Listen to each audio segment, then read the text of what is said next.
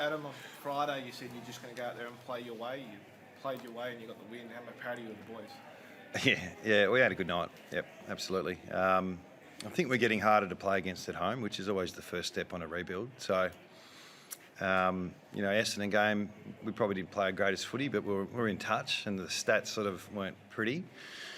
And that was a reflection of the last 3 weeks. But tonight we got the game on our terms for most of the night, and we got rewarded. Bailey Williams, the question was, how's he going to deal with Max Gawn? And a lot of the guys helped him out where they could, but he just seemed to nullify the influence and just compete all night.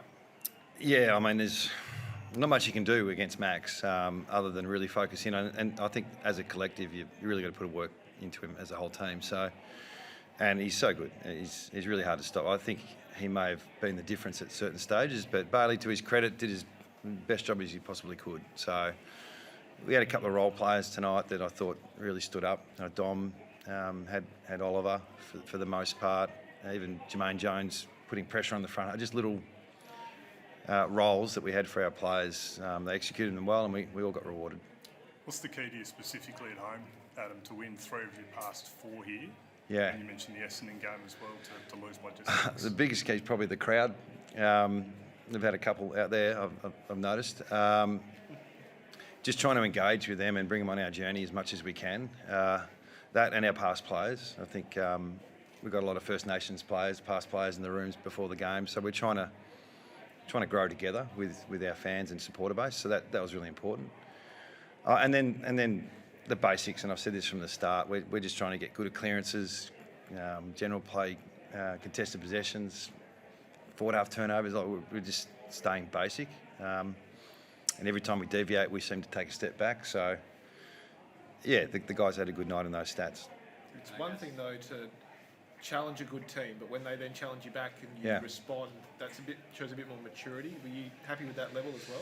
Yeah, well, we're not as young as a North Melbourne or a Hawthorn. We've still got 6 or 7 All-Australian Premiership, mature players who've dealt with big games. So I think our leaders are doing a tremendous job to stand up in important moments. Third quarter, we probably didn't handle great. I thought we lost our way a little bit, but McGovern, Duggan, Barras, Darling's had 12 tackles tonight in forward 50. Waterman's now a mature age player.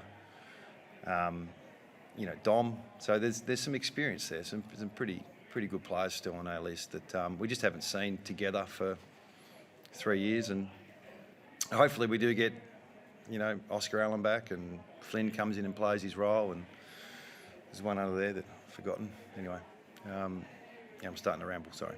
What did you make of Harley Reid's goal in the first quarter? It's pretty good. It's pretty good. I knew it was going to blow up social media. That's what I knew.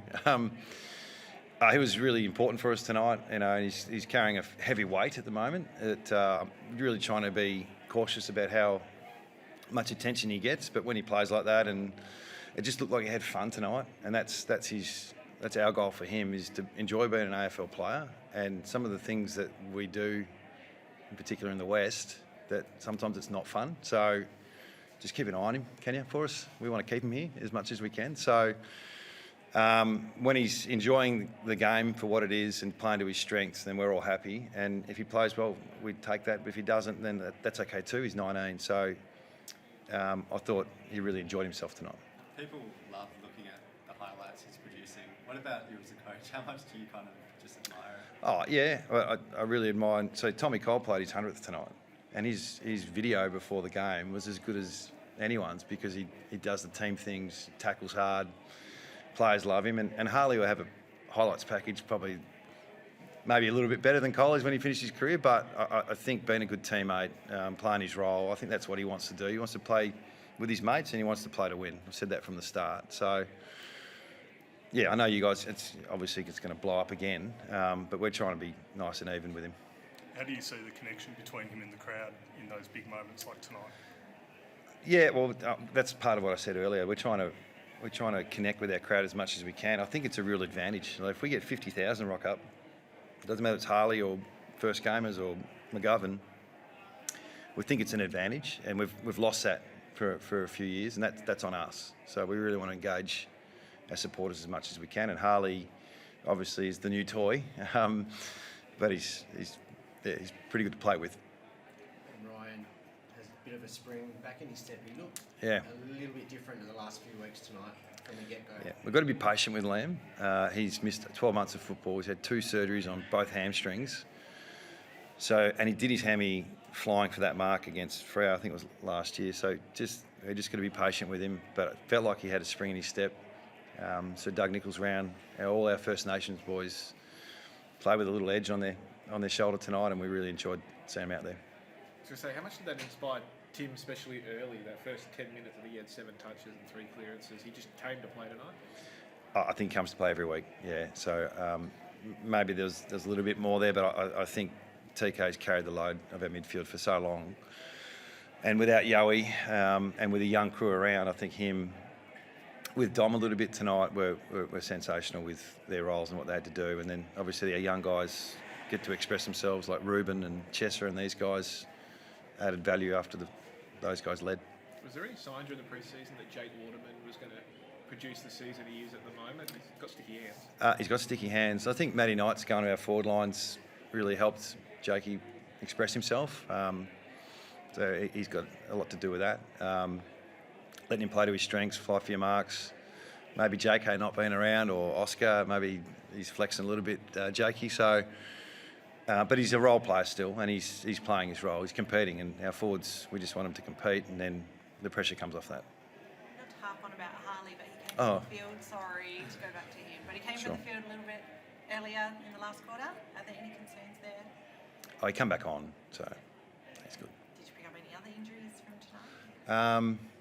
I don't think so. Not yet, but let's just see how we wake up tomorrow. Just with Elliott being out, like, clubs are managing players through the midfield. Has it hindered the way that you're managing your midfield? Would you like to have been able to give someone a rest over the past couple of weeks while Elliott's been out? Yeah, Elliott. So I think trying to manage our players, they've been out for so long, and Gov's part of that, and Barras and Oscar and Liam. To expect them to come and play every game, I think it's a stretch. So Yowie missing a week or two is not the worst thing for him. It would have been great to be on our terms though. So he was really close to playing this week, but we made the right call. Well, he made the right call not to play. But yeah, I think our older players who have been through a lot in the last few years and have struggled to be on the ground, we probably need to be aware it's a 24-game season. It's just there's a lot to take on. So yeah, we'll try and do it, but I think every club's thinking the same. Injuries have gone up big time. Early in the season, Adam, you said you hadn't even looked at ball movement. You were just focusing on getting out the first step, basically, with your game. How much are you looking to it now? No, we haven't really touched on our ball movement because we've got other priorities. So our kickings are going all right at the moment, but that's Gov's just hitting a couple of good kicks, and we just take what they give us. But we're not neglecting it, but it's the priorities: contest, defence, field position, clearances, and then the ball movement. If you have to build up from the back half like we have been for 3 years, it just doesn't sustain itself. So we need to be a front half team eventually. A little bit more came out today about Tyler, and he's officially been Brockman. charged. Yes. Yeah. Is he going to be available to play at any level in the next few weeks leading into his court date? We'll work through that. Now we've got a bit more information, and that's why we haven't been able to really keep you updated. It's out of our hands a little bit, so we're looking after the person at the moment. So we'll get together in the next few days. We put some things in place for him to support, and also to understand he's made a mistake as well. So we'll keep you updated as soon as we can. I reckon by midweek we'll have real clarity about where he's at, what he needs to do. He's already missed 2 or 3 weeks, so we'll see how we go with that.